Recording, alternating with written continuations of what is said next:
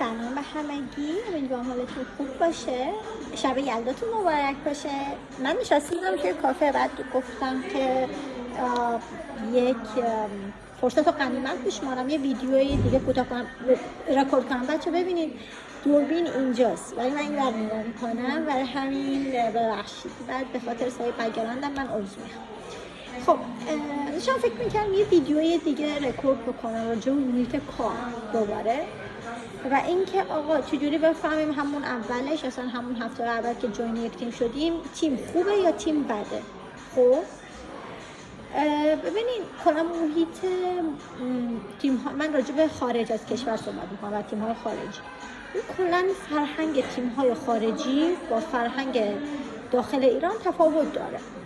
اول اینکه وقتی که میگن ما فلتیم، یعنی ارگانایزیشن فلت هستیم، به این معنی نیست که نباید از CEO حساب ببرید و نمیدونم از منیجرتون حساب نبرید و همه کاری که دوست دارید بکنید. به این معنی نیست. به این معنیه که یک رفتار دوستانه هست و دیگه نمیدونم اینجا کسی رو آقا و خانوم و فلان صدا نمیکنه. شما به مدیر 60 سالت هم اسم کوچیک صدا میکنی. خب و کلا خیلی با هم راحتید و صمیمی هستید، ولی این راحتی و صمیمیت در قالب کاره. خب اگر که مثلا تو جلسات شما لیدری، منیجر یا هر چیزی و تو جلسات منیجرها با اینا فعالیت میکنی و شرکت میکنی، میبینی که مثلا تو منیجر بالا سریت هم به اسم صدا میکنی، ولی خب احترامشو داری و باید احترامشو بذاری. اصلا اگر شما احترام نذاری کلا کنسلی. و اینو واقعا ملاحظه میکنن که فلانی خیلی پولایته، فلانی خیلی روده، فلانی اینجوریه. واقعا این براشون مهمه. خب ولی پولایت بودن به این معنی نیست که شما خم و راست بشی و اونا رو سر و مم و این فلانا خطاب بکنی. اسم کوچیک کافیه، ولی باید احترام رو بلد باشی. خب احترام گذاشتن خودش مقوله اینه که چجوری رفتار بکنی. اینو توی ویدیو جداگانه میذارم چون خیلی مهمه. خیلی از اون ور بوم میافتن، خیلی اصلا به بوم نمیرسن و اصلا یه جوریه. اصلا اینکه اگر از قبل مثلا باهاشون تو محیط نباشی و یا مثلا انقدر فلکسیبل نباشی، واقعا یه خود سخته آداپت شدن و ممکنه کلا همه چی رو سوء تفاهم ببینن و اونجا یک سوء تفاهمایی پیش بیاد و مشکلاتی به وجود بیاد. فرهنگ شما فرهنگ اینها نمیخوره. حالا پس یه داره از کدوم کشور باشه. فکر کن یه کشوری که کلا با فرهنگ ایران خیلی فرق داشته باشه. خب کلا دارم میگم. پس این خودش احترام گذاشتن، مقوله احترام گذاشتن تو هر فرهنگی. با ببینید تو هر فرهنگی به چه صورته. نمیشه هم گفت خب الان که ما مولتی کالچر هستیم، مثلا توی ایران مولتی کالچر هم چینی داری، هم هندی داری، هم آمریکایی، هم اروپایی داری، بری هر کدوم رو ببینی چه جوری. این خیلی خوب میشه که با هر کسی همون جور برخورد کرد. این واقعا عالی میشه. این یعنی که شما یک سافت اسکیل بسیار بزرگی دارین و بسیار قوی دارین در این زمینه، ولی میتونین یک استاندارد رو رعایت بکنیم برای همه به کار بره، چون خود همونا یک استاندارد رو رعایت میکنن چون تو همون تیم دارن کار میکنن. اینو من میتونم براش ویدیو بگیرم راجبش. داشتم میگفتم که کلا ارگانایزیشن فلته و خیلی همه دوستانن. توی شما یه جلسه میرین باهاتون ممکنه شوخی بشه و ممکنه مثلا راجع به مثلا آخر هفتهتون بپرسن، راجع به اینکه آخر هفته چیکار بکنین، تعطیلات چیکار بکنین، حالتون و خیلی چیزا. مثلا جلسه اینجوری شروع میشه، سر اصل مطلب نمیرن.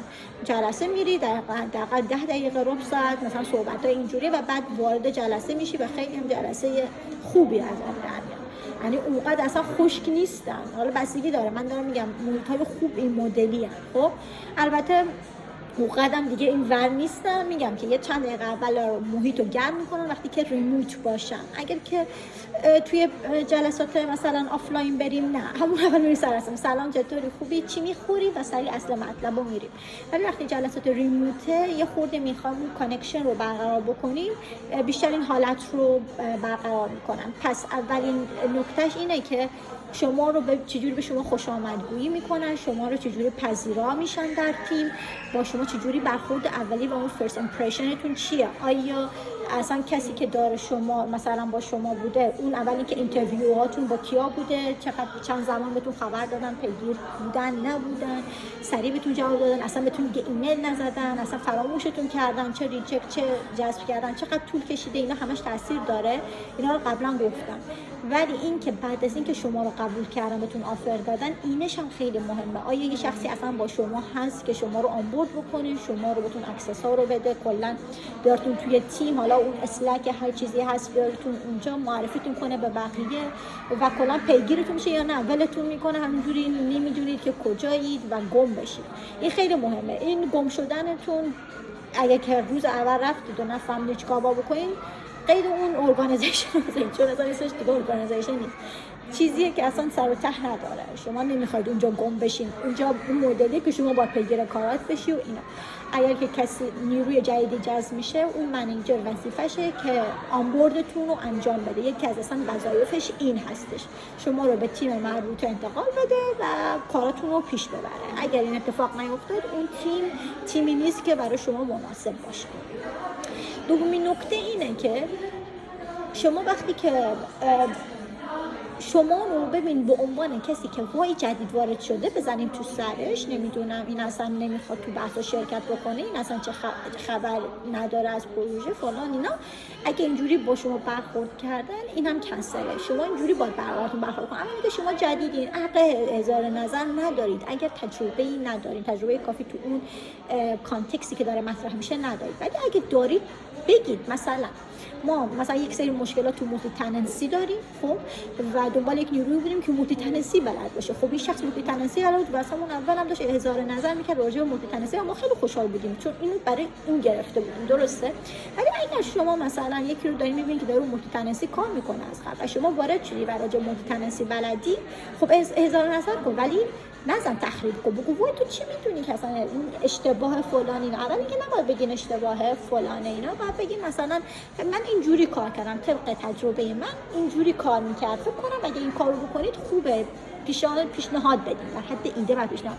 نه وای این بده، نمیدونم کدو که باز میکنی این چه کدی زده شده فلان. خب همه اونایی که کد زدن با شما حضور دارن، این قشنگ نیست. یعنی خودتون هم باید اینو رعایت بکنید. خب ولی اگر شما در حد پیشنهاد و کلا ایده و کلا اینکه بخواین یه خورده سوالاتون رو بپرسین که جواب بگیرین، آنبوردتون سریعتر بشه و کلا بفهمین پروژه اوضاعش چیه، کلا استراکچرش بشه، صورت آرکیتکتورش بشه، صورت اصلا اون تکلیف به شما اهمیت میده نمیده، داکیومنت در اختیار شما میذاره نمیذاره، سوالاتشون رو پاسخ میده نمیده، اینا مهمه. اگر که کلا پیگیر شما نبود، هی سوالاتتون عقب میافتاد، اصلا بهتون میخند، میگفت چه سوال پیش افتاده یه داری میپرسی، یا مثلا میگفت تو حرف نزن تو تازه اومدی، اصلا ایده بشه، اینو کنسل بکن. کلا این تیم خوبی نیست.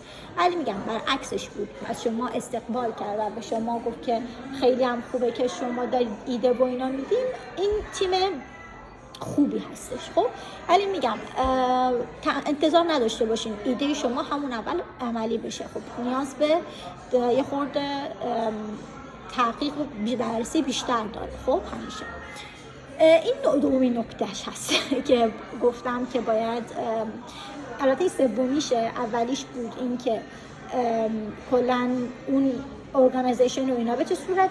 دومیش این بود که با شما چجوری قسمت آنبورد و این که وقتی که وارد شرکت شدیم به چه صورت با شما برخورد میشه و به چه صورت شما رو آنبورد میکنه. سومین نکته، فکر کنم سومین نکته برای این ویدیو طولانی بشه. خب من ویدیوهای دیگر رو ادامه میدم راجع به این. فکر کنم این دو تا نکته الان خیلی مهم باشن، این دو تا رو شما در نظر بگیرید. ولی نکات دیگری هم هستش. خب نکات دیگری مثل این که اگر که نمیدونم میره توی قسمت مالی و اینا که من نمیخوام وارد این بشم، ولی میره تو قسمت این که شما پیشرفت میکنید یا نه. اگر رفتین توی تیمی و دیدین همه از شما جونیور تر هستن و شما تنها سنیور رو اونجا هستین، شاید در یک مدت کوتاهی خوب باشه، ولی مدت بلند مدت به شما آسیب میزنه اگر که شما میخواید دیولپر بمونی یا میخواید ارتقای شغلی پیدا بکنید. بکنید. اونجا همچین ارتقایی به شما داده نمیشه. خب ولی اگر دیدی که نه قراره کلی چیز از اون افرادی که دارن باهات کار میکنن یاد میگیری، حتما بمون و پیشرفت کن. خب مثلا ممکنه تو 1 سال کلی پیشرفت بکنی، پس اینم بمون. اینم یه نکته دیگه است که گفتم حتما تو این ویدیو بگیرم. این پیشرفت ممکنه هم از نظر اخلاقی، هم از نظر سافت اسکیلی که اخلاق جزء بشه، هم از نظر تکنیکالی باشه و هارد اسکیل که تو جفتش پیشرفت بکنی. شما اگه یک منیجری داشته باشین که با شما رو مثلا حتی توبیختور با شما صحبت بکنه، یا مثلا فقط دنبال مقصر باشه که آقا مقصر کی بود این مشکل رو وجود اومد، نیاد بگه آقا یه مشکلی پیش اومد بیاین با هم فکر بکنیم این مشکل رو حل بکنیم، خب این مدیر خوب نیست و شما اگه که قراره باش کار بکنین به جای خوبی ختم نمیشه. مدیری خوبه که با شما هم فکری بکنه و شما رو یه جوری نبینه که مقصر شما کار بدی کردین یا هر چیزی. همچین چیزی وجود نداره. اگر یه اشتباهی پیش اومده شاید اشتباه یک نفر بوده، ولی خب کل تیم باید هم فکری بکنن و مشکل حل بشن. وقتی که ما جزو یک تیمی میشیم تیم دیگه، اون ایندیویدواله از کار از رده خارج میشه دیگه. ما نداریم نداریم فلانی، داریم تیم فلان، تیم فرانت، تیم بک‌اند و کنم ما تیم میریم جلو. و حتی بعضی وقتا نمیگیم تیم فرانت، تیم بک‌اند، میگیم تیم صنع. خب یعنی اینکه همه اونایی که دارن تیم من کار میکنن، اگر یه مشکل باشه خیر من گرفته میشه و گردن من هستش اینجا. من نمیرم بگم فلانی بود، میگم آقا میگن که شما یک انگشت اشاره بکنید 3 تا انگشت به شما برمیگرده. یعنی اینکه من برم بگم من خودم رو تبرئه کنم از اینجا و بگم فلانی این کارو کرد، آیا خل نیستم که این اصلا اشتباهه. من حتی بدونم کی اشتباهو کرده من که نمیگم، میرم مستقیم بعد صحبت میکنیم که حلش بکن. درسته؟ اینم یه نکته‌ای هست که بگم اگر که منیجرتون اومد و رفت و گفت نه تقصیر فلانی بود، تقصیر من نبود و اینجوری دنبال مقصرونو میگه، شما بیایید از اون شرکت بیرون. خب اینم یه نکته دیگه است. خیلی نکات هست که داره به ذهنم میاد، ولی فکر می‌کنم ویدیو رو کوتاه نگه دارم. ویدیوهای بعدی رو میگیرم برای نکات بیشتر باشه. خیلی مرسی که تا پایان این ویدیو با من همراه بودی. بازم ببخشید بابت کیفیت، ولی دیگه گفتن که حالا یه فرصتی پیش اومده که براتون ویدیو رو بذارم، امیدوارم مفید باشه. لایک بکنید، سابسکرایب بکنید. اینکه دوستتون دارم. پیس اوت.